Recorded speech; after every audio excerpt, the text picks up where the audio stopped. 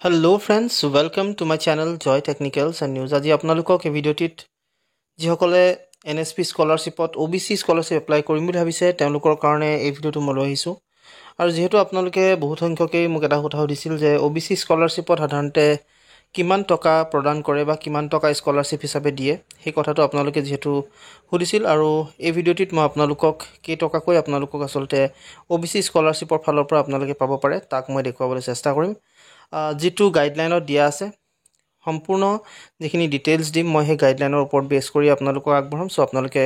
ভিডিঅ'টি চাব শেষলৈকে যদি আপোনালোক মোৰ চেনেলটো নতুনকৈ আহিছে তেতিয়াহ'লে সাবস্ক্ৰাইব কৰি ল'ব চেনেলটো শ্বেয়াৰ কৰিব ভিডিঅ'টো আৰু এটা লাইক কৰিবলৈ নাপাহৰিব সো সকলোকে প্ৰথমতে আমি স্কিমছত যাওঁ স্কিমছত যোৱাৰ লগে লগে আমি দেখিম তাত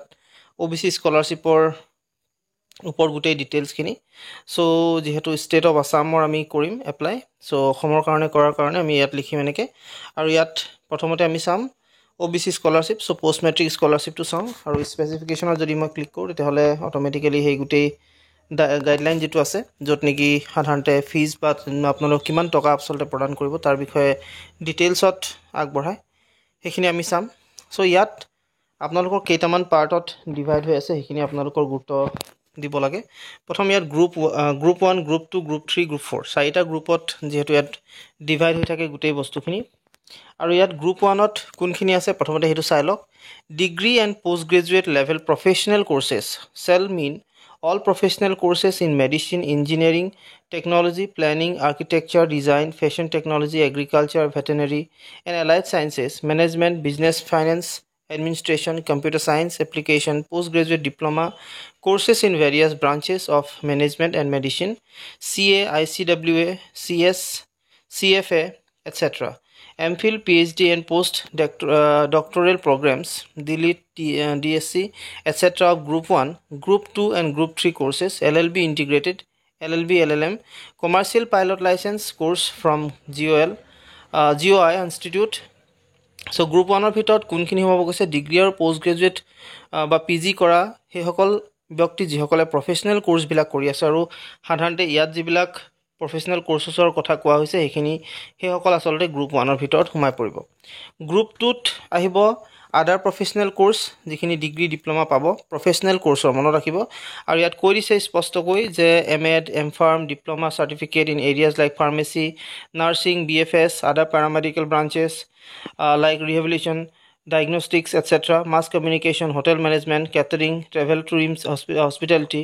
management interior decoration nutrition and dietetics এই গুটেইখিনি বস্তু যিখিনি আসলতে ইয়াত আছে সেইখিনি গ্ৰুপ 2 গ্ৰুপ 3 ত আহিব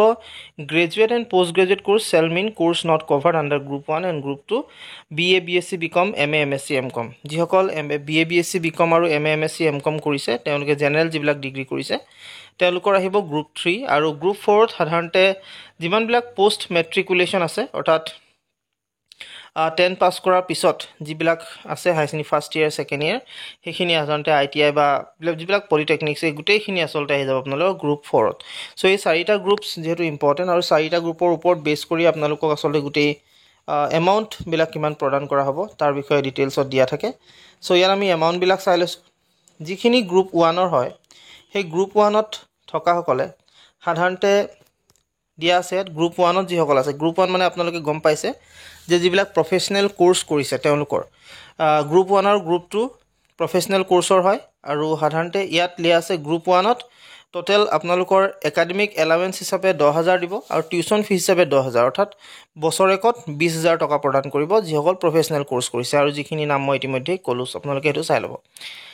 গ্ৰুপ 2 যেহেতু এটো এটা প্ৰফেশনেল কোৰ্সে হয় আৰু ইয়াত আপোনালোকক একাডেমিক এলাউন্স হ'ব 8000 টকা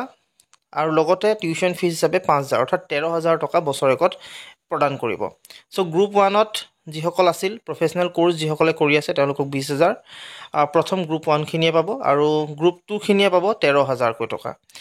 এতিয়া গ্ৰুপ 3 যিখিনি আছে অৰ্থাৎ গ্ৰেজুৱেট আৰু পোষ্ট গ্ৰেজুৱেট যিখিনি কোৰ্স সাধাৰণতে কৰি আছে অৰ্থাৎ BA BSc BCom MA MSc MCom যিসকলে কৰিছে তেওঁলোকে পাব 6000 টকা একাডেমিক এলাউন্স হিচাপে আৰু টিউশন ফিজ হিচাপে 2000 টকা টোটাল 8000 টকা পাব BA BSc BCom বা যিখিনি MA MSc MCom কৰা সকলে আৰু তাৰপিছত গ্ৰুপ 4ত যিসকল আছিলে higher secondary first year second year polytechnic ITI এইবিলাক যিসকলে কৰিছিলে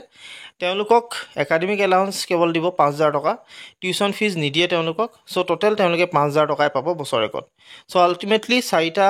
ইয়াত ডিভাইডেড হ'ল 4টাৰ ভিতৰত প্ৰথমটো মই ইতিমধ্যে ক'লোঁ গ্ৰুপ 1ৰ যিখিনি আছিলে প্ৰফেচনেল কোৰ্চেছ কৰা সেইসকলে 20,000 গ্ৰুপ 2 আছিলে প্ৰফেচনেল কোৰ্চেছৰ সকলে সেইটো 13,000 যিসকলে BA BSc BCom আমাৰ MSc MCom কৰি আছে তেওঁলোকক 8,000 টকা প্ৰদান কৰিব আৰু যিসকল পোষ্ট মেট্ৰিকুলেশ্যন অৰ্থাৎ high secondary first year second year ITI polytechnic এইবিলাক কৰি আছে সাধাৰণতে তেওঁলোকক 5,000 টকা প্ৰদান কৰিব চ' আপোনালোকৰ যিহেতু এইটো এটা আছিল সুধি আছিল আপোনালোকে বহুতে আপোনালোকক জনালোঁ আশা কৰিলোঁ ভিডিঅ'টো আপোনালোকে ভাল পালে যদি ভাল পালে তেনেহ'লে প্লিজ লাইক শ্বেয়াৰ আৰু ছাবস্ক্ৰাইব কৰিব লগতে কাষত থকা যিটো বেল আইকন সেইটো প্ৰেছ কৰি আজিলৈ ইমানেই